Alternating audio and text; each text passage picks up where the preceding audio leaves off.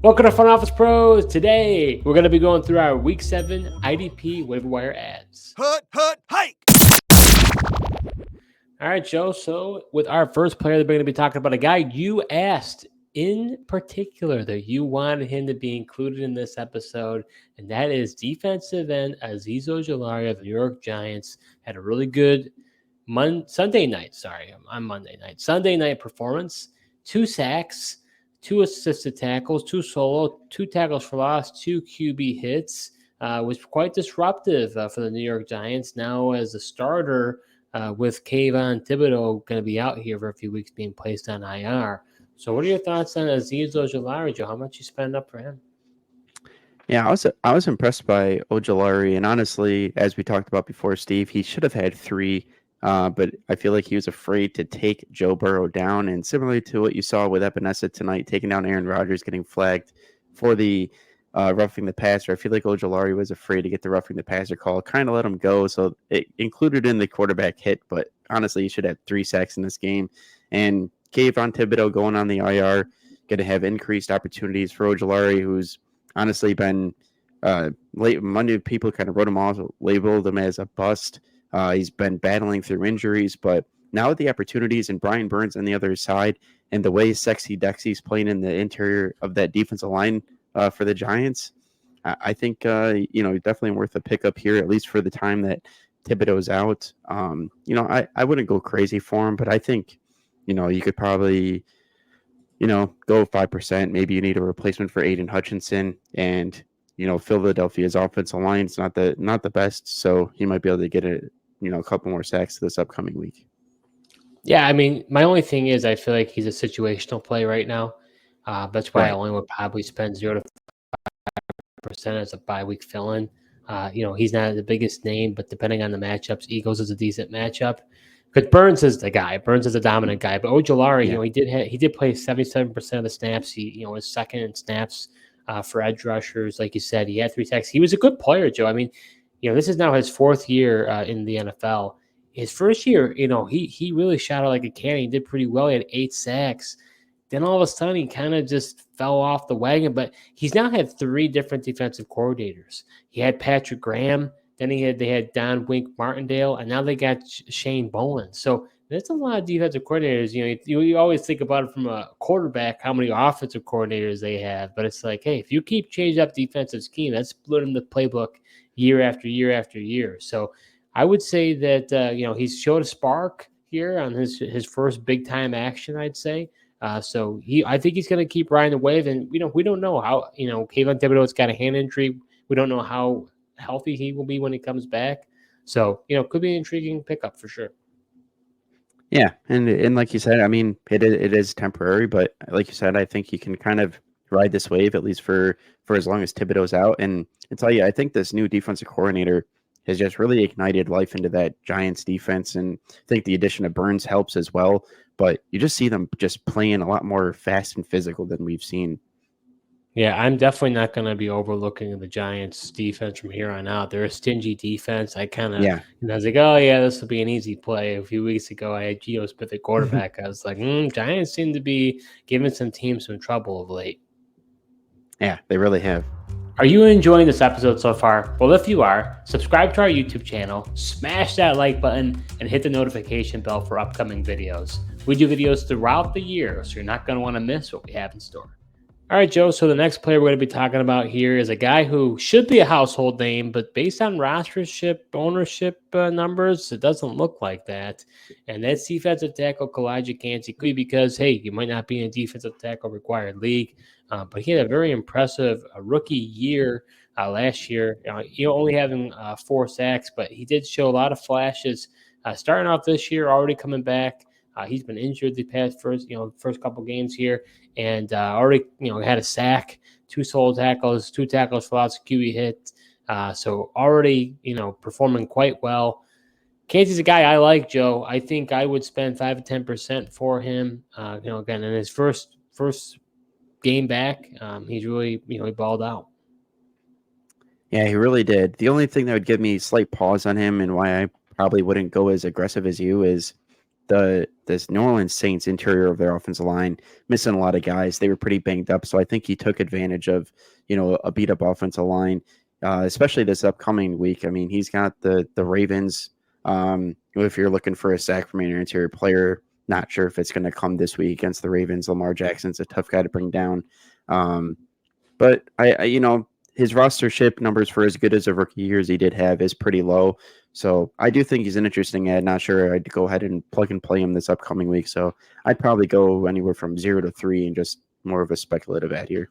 The one thing I do like about Kancey is that he's got a Vita Vea right next to him in the middle, because he just he's a plugger, right? I mean, he'll take on, a lot of attention from the defense just because he's just such a massive man.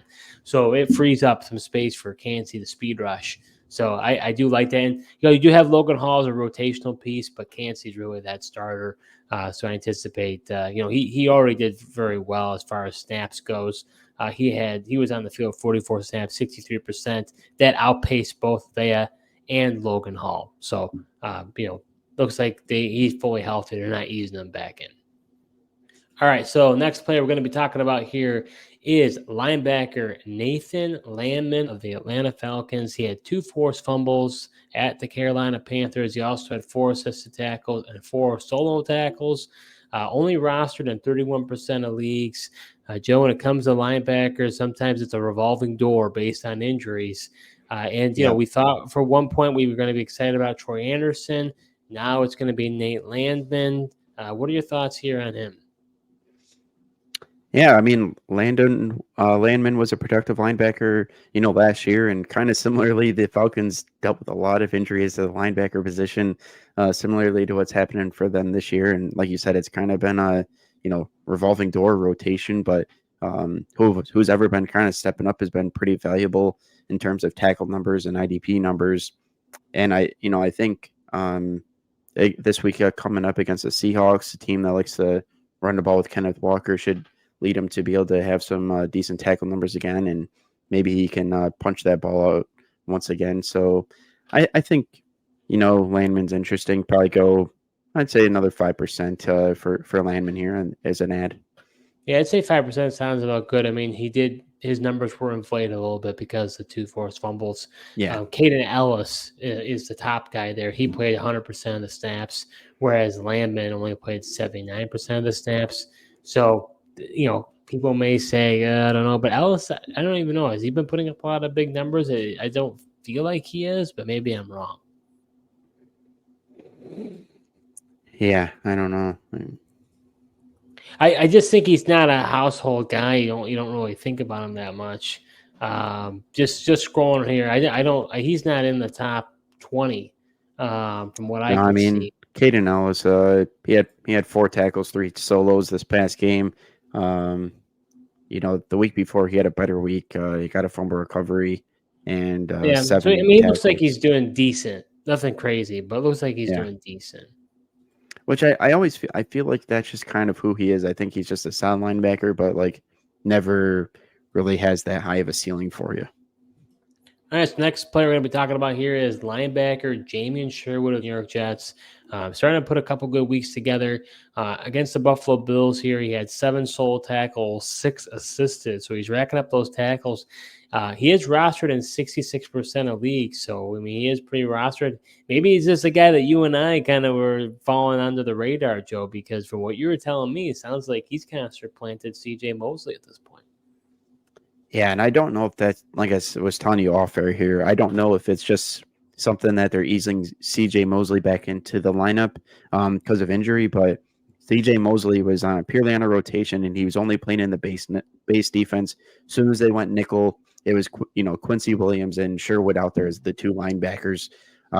So definitely, and they seem to play nickel quite a bit. So Sherwood was definitely out there, and he's been taking advantage of the playing time, like you said, with the good tackle numbers. It's just so interesting to me because he's already at a career high for total tackles. Yeah. I mean, this guy was purely a special teamer for most of his career. Former 5th-round pick out of Auburn. He's now obviously in a contract year. But it just, Mosley is such a big name. I guess I was surprised when you told me that because, for so long, he's just been this staple in the middle. So I didn't realize that his play fell off so much that he's being rotated out.